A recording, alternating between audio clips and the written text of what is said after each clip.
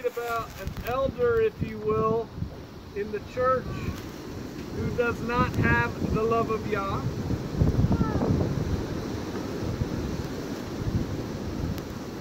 going to try and find a rock without mud on it. On the fire. So, thank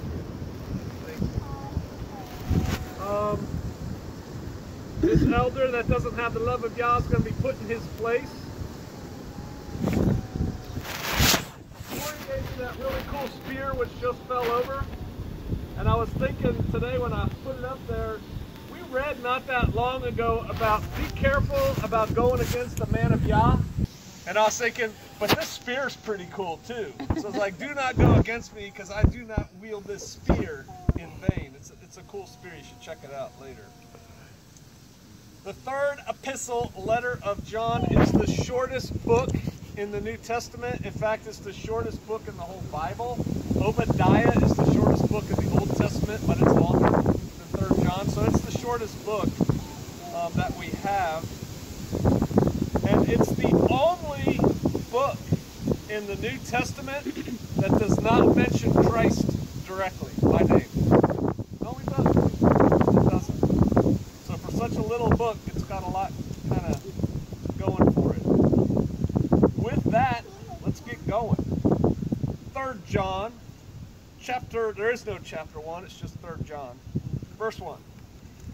The elder unto the well-beloved Gaius, whom I love in the truth. Who's the elder in this case? John. We talked about this last week, right? It's cool that you actually know who's writing the letter right up front instead of having to flip over to the back and say, yours truly, John.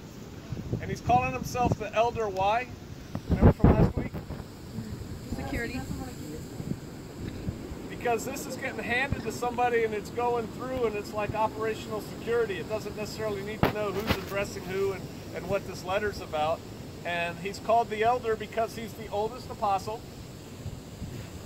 He's the only one, remember from last week, that died a natural death. They're pretty sure he died a natural death. The other ones didn't. And he says to my well-beloved Gaius. Gaius is a common name. They have no idea who Gaius was. Could be one of the Gaiuses we read about. Could be somebody totally different. They don't know. So he's writing this letter to Gaius, who's well-beloved. And he says, whom I love in the truth. Now when he says, hey, I love you, I'm writing this to you who I love in the truth that he's talking about is the truth of Yeshua. I am the way, the truth, and the life. And so while Yeshua is not mentioned specifically in this book, when he says, I love you in the truth, Yeshua said, I am the way, I am the truth, I am the life. So he is, that's the truth he's talking about. So he is in the book, he's just not specifically mentioned.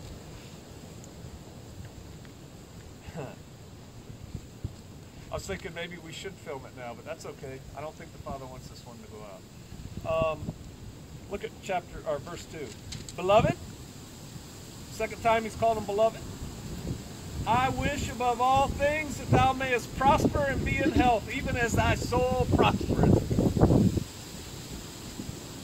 I said last week in a sermon, he was writing in a flowery way in 2nd John.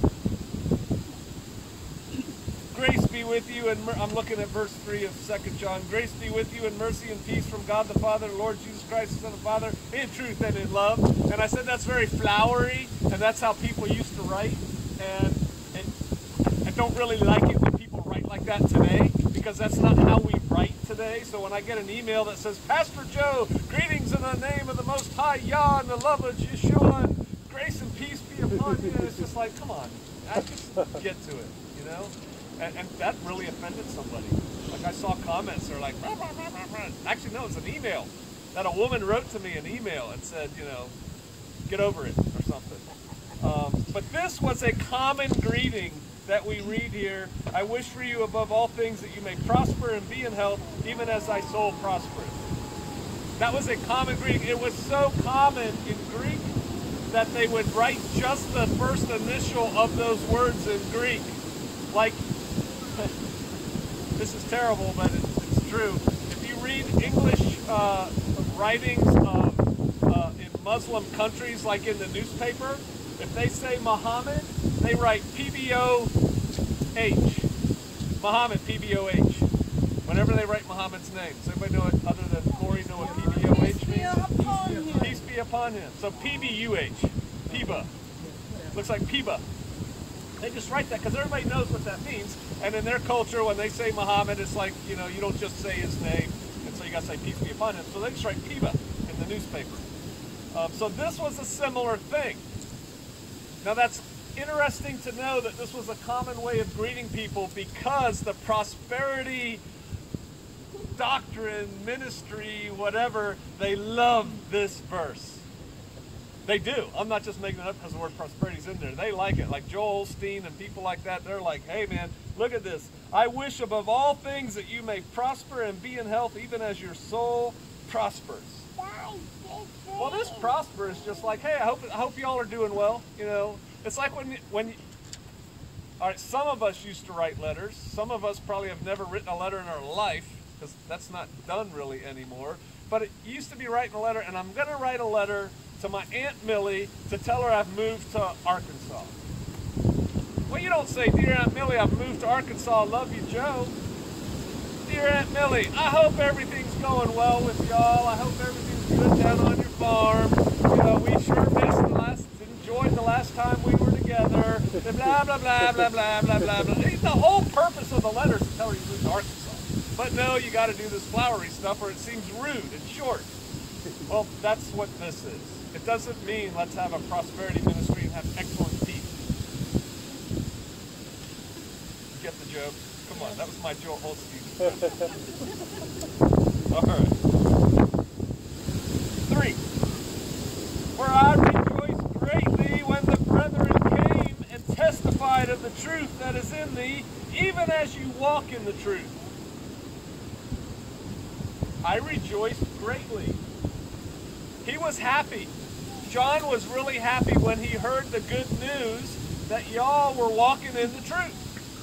Now that means he had an emissary. He had somebody who was out there with Gaius and came back and gave the report, because they don't have text, they don't have email. Somebody's actually either got to hand carry a letter or somebody's got to go and come back and give a report of what was going on. And that used to be a really important thing back in the day when a letter came. And I guess I'm getting ahead of myself, but I'm going to get there. How many people have seen that movie, The Patriot? For those of you who have not seen the Mel Gibson movie, The Patriot, you need to get it and watch it. It's an awesome movie. And there's a point when this letter's come, and the kids get the letter, but they're not allowed to open it. They got to wait for Dad to open it. And he builds the tension fake. He's like, so did y'all do your chores? They're like, Dad, there's mail. And he's like, you know, did you get everything done? Da, da, da, da. Let's open the mail. Yeah! And then they're all like, yeah, we get to read a letter. Because it's the only news they had. They didn't know what was going on 100 miles away. They didn't know what was going on 20 miles away. And so it comes in a letter. And so when a letter came, in many cases, everybody got to hear that letter or pass that letter around. It was the same thing when emissaries, I'm just using that term, when somebody was afar and they came in, and that's even in the movie 13th Warrior. What news? It's like, you've just come from afar, give us the news, what's going on, we want to hear. Well, they're not just going to come tell me, we're all going to gather around and hear it. What's going on? It's exciting. And so he had somebody come back and give him the report, over which he rejoiced greatly, when the brethren came and they told us that the truth is in you and that you walk in the truth. You're actually walking what you're talking, the truth that we have taught you. And as you're going to find out, John is probably responsible for leading Gaius to Christ. And so he has a personal bond with him. And he's like, hey, I'm glad it's sticking. It gave me great joy to hear that you're still walking the truth. Verse 4, I have no greater joy than to hear that my children walk in the truth. So he calls Gaius in this very short little letter, he calls him beloved 4 times. And then here he's talking about Gaius and he refers to him as my child. Man, there's nothing that pleases me more than to hear my children walk in the truth. the way he's using my children is the way he's used it before. It's someone who kind of like came up under him, if you will. He probably led Gaius to the way. And so at some point in the past, he led Gaius to the way. He went on his way, and now he's getting reports that, yep, Gaius is still walking in the truth. And man, when I get to lead somebody to Christ and I find out they're still in Christ, that makes me really happy. And so that is what he's expressing there. He calls them beloved 4 times, he calls them my children. Now, I have no greater joy than to hear that my children walk in the truth. That word walk, if you break it down from the Greek, it means continue to walk, walking to walk. And I think it's worthwhile to compare and contrast that to the Hebrew word is halakha, but it is more of a Jewish context. Anybody here know what halakha is? Sounds like a dessert, right? Halakha is the embodiment of Torah, plus what the rabbi said, plus what the writings are, plus what's that other writing called? Talmud. The Talmud. Plus what the Talmud says, all put together, that's halakha. It is the way of walking as a Jew. So it means this, clearly we don't do that, but halakha means the way of walking. It means so much more than the way of walking. It's like, this is what we do because we're Jews, right? Well, this is the feeling of this word. I have no greater joy than to hear that my children walk in the truth. They are in the way. They are continuing along the path of truth and righteousness, if you will. So verse 5. Beloved, there he is again, calling him beloved. You do faithfully whatever you do. Thou doest faithfully whatsoever thou doest to the brethren and to strangers, which have borne witness of thy charity before the church, whom if thou bring forward on their journey after a godly sort, thou shalt do well. Oh, one more. Because that for his name's sake they went forth, taking nothing of the Gentiles. All right, there we go. That's King James English. That's a helicopter. Let's just break that down a little bit. Beloved, you do faithfully whatever you do to the brethren and to strangers. He's saying, I've gotten reports of you that not only are you walking the walk, but you're very faithful in your walk, and you don't only do it like around people you know, but you do it, you act this way, you stay in this walk with strangers.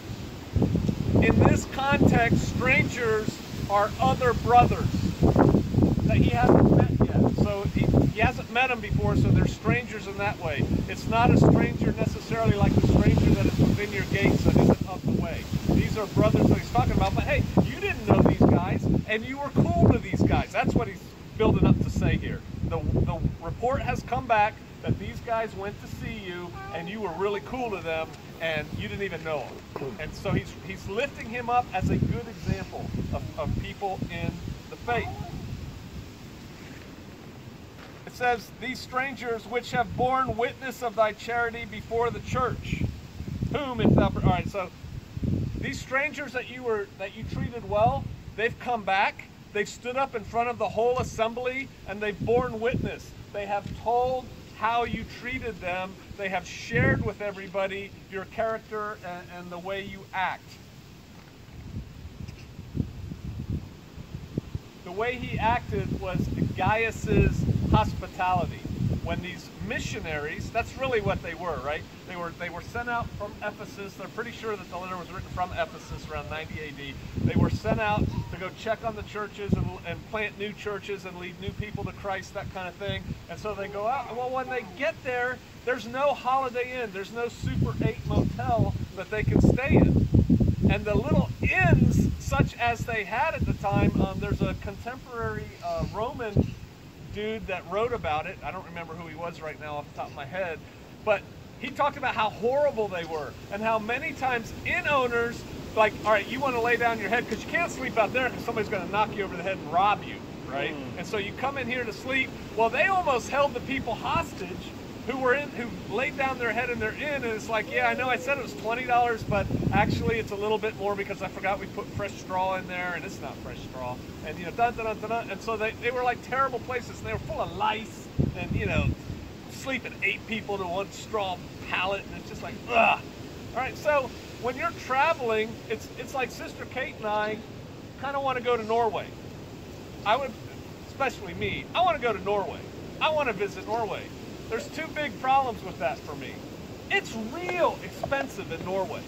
I mean, like a coffee costs $8 in Norway. The hotels that are there are really expensive hotels. We're talking $300 a night rooms for a Holiday Inn hotel, and there's not a whole lot of them. And the part of Norway I want to see is northern Norway on the west coast, and there's like no hotels there. So what do you do? I mean, if you don't know anybody, So Gaius was cool in that these people show up and he's like, y'all can hang out with me. You can stay here and I'll take care of you. And he actually did more than that even.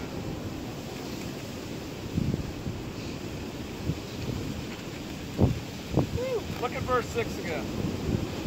So they came, they stood up in front of everybody, they said how you were charity, love, whom if you bring forward on their journey after a godly sort, thou shalt do well. You did good. Bring forward, there was a custom that when you've had guests, and now the guests are departing, you go with them for part of their journey.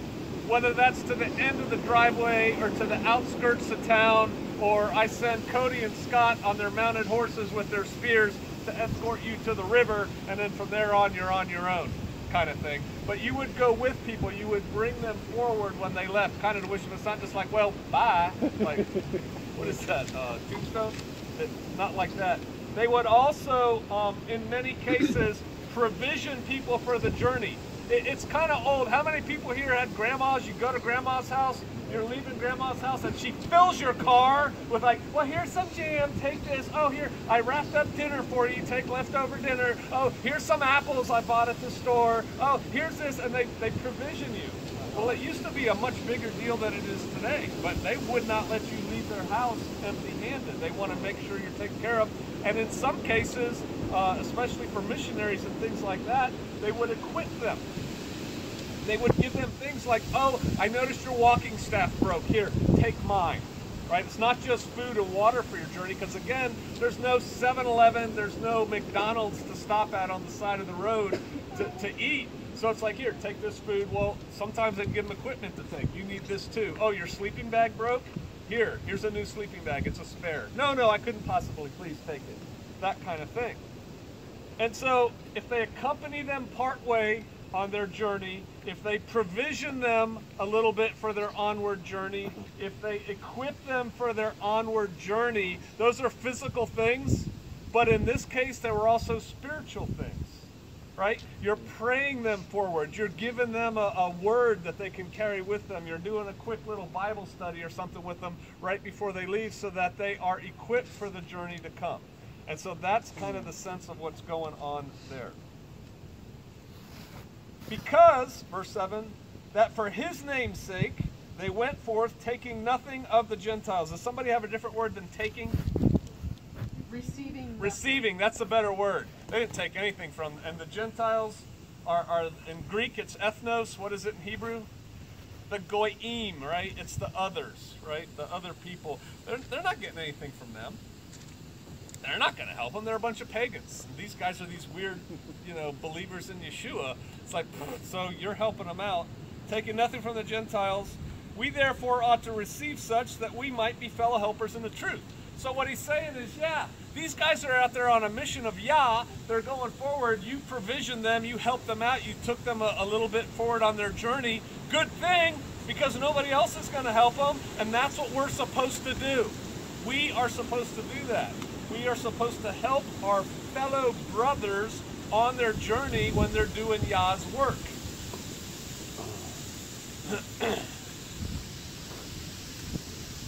If we don't do it, who's going to do it? Gentiles aren't going to take care of them. Man, you know what this gets to too? Tribalism. You're not in our tribe. You're not even in our sister tribe. over there. You're those weird people of that weird religious sect. You're not of us. You're the other. That's a real thing in humanity. We've just gotten away from it. We all think we're all in one tribe and one rainbow nation, and we're not. And we're going to see that again as we come. It says, because that for his name's sake they went forth. In Hebrew, what's the name? Does anybody know? Ha is the. What's name? Shem. Hashem. So a lot of Jews, they won't say Yahweh or Yahweh. They think it's too sacred to say, even though Moshe said it over and over and over. So they say Hashem, the name. It's the same thing. Because of his name's sake, they went forth. So they're going forth for Yah. So this is a good example. Now, this letter, and I guess I'm getting ahead of myself again, but it's a good time as any to say it. This letter that he's writing to Gaius is not intended just for Gaius. He knows that Gaius is going to get this letter and either pass it around or stand up and read it so that everybody can hear it. And so John is writing this. Here's how we are supposed to treat our fellow traveler in this good way. Good example. Now we go to a bad example. Verse 9. Can I have coffee? I'm not on film, so I can take this break. Thank you.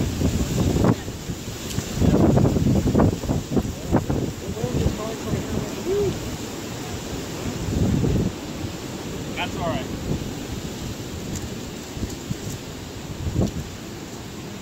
Okay, bad example, verse 9. I wrote unto the church. You can insert there previously. But Diotrephes, that's how I say it. Diotrephes, who loves to have the preeminence among them, received us not.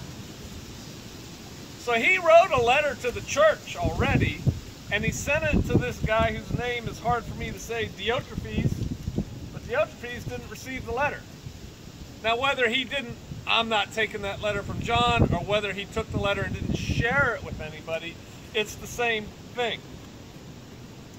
This guy Diotrephes, the name Diotrephes means nourished by Jupiter, who was a god that they worshiped. It was also a very uncommon name, and so not many people had it, and it was only used in the higher classes of like Greek society, the elite. The thought here is that this guy Diotrephes came from a family of the elite and was converted to the way, was a believer, but that he was a lot stuck up.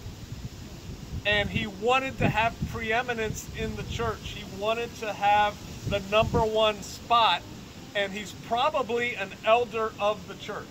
He's probably somebody of some rank in the assembly.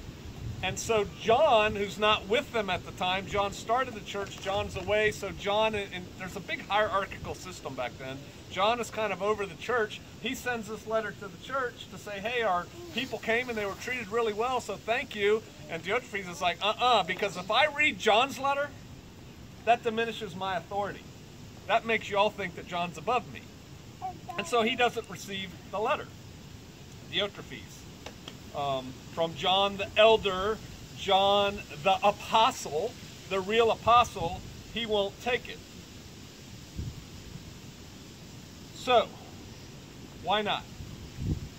Why does it say in King James, he loves to have the preeminence among them? But who else has something else written there? I have a Hebrew word. What? I have a Hebrew word. It's makar. Okay, I don't know that one. Okay. He wants to be first. Yeah, he wants to be first. He wants to be the big guy, the #1. And so, why is that? Ego, covetousness of power, right? He wants the power, this quest for power. He wants to be first. Does this sound like any other character we know about in the Bible? Say, who's that church lady? Satan. But that's what Satan wanted. He wanted to be above the Most High. He wanted to reign. He's like, why are you in charge of me? You're not the boss of me. And he wanted to be in charge. This is and Satan was probably, Lucifer was probably like the archangel at the time. Like he was probably number 2. And he didn't want to be number 2. He wanted to be number 1. And to do that, he wanted to pull down Yah and lead a rebellion. So, verse 10. Wherefore, all right, he wouldn't receive my letter. So he says, wherefore, if I come, I will remember his deeds which he does, prating against us with malicious words, and not content therewith, neither doth he himself receive the brethren, and forbids them that would, and cast them out of the church. Now, this if is not an if, where he says, if I come. When John says, if I come, because just quickly skip down to verse 14, but I trust that I shall shortly see you. Oh, he's coming. John's coming. And when he gets there, he's got a thing or two for Diophades. He's going to hear from him. And he's telling them that, I'm going to remember what you did. And then this word, it says, prating against us with malicious words. It means babbling nonsense. He's just making stuff up. He's just talking about nonsense about us. He's talking about the hierarchy back in Ephesus, John and crew. And he's like, this is ridiculous what he's doing. And not only that, these are malicious and wicked words. They're not uplifting words.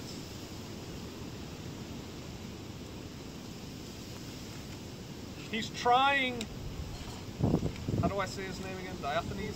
He's trying to exclude the brethren. He's trying to kick them out of the church. Anybody who's receiving these emissaries. He's like, nope, you're either with us, or you're either with me, or you're out of the church. And John's like, this is ridiculous. He can't be doing this. He wants to be seen as the big man. And so he doesn't want any of these people coming from John to have anything to say, because that diminishes his perceived power. And so he doesn't want them to speak. He doesn't want anybody to hear them. And if you keep messing with me from Diophades, it's like I'm kicking you out. Sound like anybody? Sounds like somebody to me. 11. Here's what he says. John, continuing, beloved, he's talking to Gaius, follow not that which is evil, but that which is good. He that does good is of Elohim, but he that does evil has not even seen Elohim. It's like, look, you don't follow this guy. This guy, Diophades.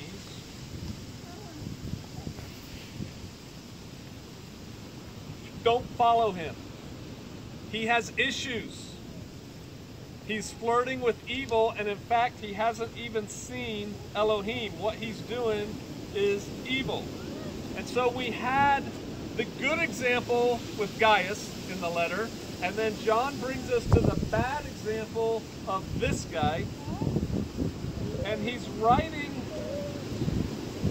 to Gaius because he already wrote to Diophades, and Diophades wouldn't receive his letter. And what's this letter supposed to do? See, he probably sent a letter with the first part to Diophades. Hey, thank you very much for taking care of the people that came out to see you. You guys were great. This is the way we're supposed to be. All the same stuff that he put in. And he wanted him to read that to the church so that the church knows, hey, this is how we're supposed to act. We're supposed to be hospitable to these travelers from afar that come to share the good news with them. But he wouldn't. So then he's like, fine, I'm going to write to Gaius. Why does he pick Gaius? Gaius is not a leader in the church, because Gaius is somebody who he probably converted. So he's got this almost father-son relationship with him, if you will, spiritually. And he's like, hey, Gaius will receive my message. And he knows, because again, there's no CNN, there's no internet, that when Gaius gets this letter, it's going to get into the hands of other people. And so the word is going out. This is how we treat people that we're that are, you know, emissaries of Yah. We're supposed to be nice to them. And oh, by the way, your leader, your elder Diothenes, forget him, man. He's no good. Leave him. He's the leader of this little assembly in wherever it is. I don't know where the letter went. He has not seen Elohim. He wants everybody to know how to treat Yah's people and to know that this guy should not be your leader. You shouldn't be following him because he's a bad example. He is clearly unsuitable for the task of leading when John is not present. See, John set him up as like an elder of the church because John can't be everywhere. So when John's not there, he's kind of expecting this guy, Diothenes, to continue in the way he's supposed to go. But he's not up to the task. On the other hand, verse 12, Demetrius has a good report of all men, and the truth itself, yea, we also bear record, and you know that our record is true. So who do you think he's putting to be in charge of that little body? Demetrius. And he knows this letter is going to get read to everybody. So he's like, hey, get rid of this other guy, and you know what? From where we're sitting, Demetrius looks like the guy who needs to lead your congregation. Not Gaius. For whatever reason, Gaius wasn't the guy. But Gaius would receive the letter. And so he's like, but now Gaius is going to share this news. Hey, John is saying from back there, I mean, think about how that rumor, it wouldn't be a rumor because he'd read it in public to everybody, but think about how that buzz would go. Ooh. Picture Diothenes. He would probably say, we're not going to hear that letter. We don't need to hear anything. Say, well, you know, I feel led to read it, so I'm going to read it. I'm not going to listen. He probably goes over there and listens without acting like he's listening. And they say, hey, get rid of this Diothenes guy. And oh, by the way, Demetrius, he looks pretty cool. We like him. I think that's fascinating. And then he closes up. Hey, I had many things to write, but I will not with ink and pen unto thee. I got a lot to say, but I'm not putting it down on paper. Why? OPSEC. OPSEC, bro. I don't want this to get picked up en route to where it's going and have people read what's going on and all that stuff. So I'll come talk to you face to face, or as Hebrews say, mouth to mouth. Verse 14, but I trust I shall shortly see thee, and we shall speak face to face. Peace be unto thee. Now look at this. Our friends salute thee. Greet the friends by name. You know, in a lot of other letters we read so-and-so and so-and-so and so-and-so send their regards and their love. Please tell Brother Cody, I'm so glad he's there. We love him. We'll see him soon. Again, friends. The reason they're saying friends is OPSEC, bro. We're not going to list the whole cell in here in this letter that can get picked up. You know who I'm talking about. You know who I'm talking to. Spread the good news. So, of course, I put things in context of us, me, Shofar Mountain, and I realize that there is nothing new under the sun. Humans is the same way with humans that has been going on since before man. When Satan tried to overthrow Yah, there's all that always happens. Boom, boom, boom, boom, boom. Which is why it's good, in other ways, not to be in the top seat. Because when you're in the top seat, there's always people trying to knock you off. Always. It's the way of things. All right, let's pray.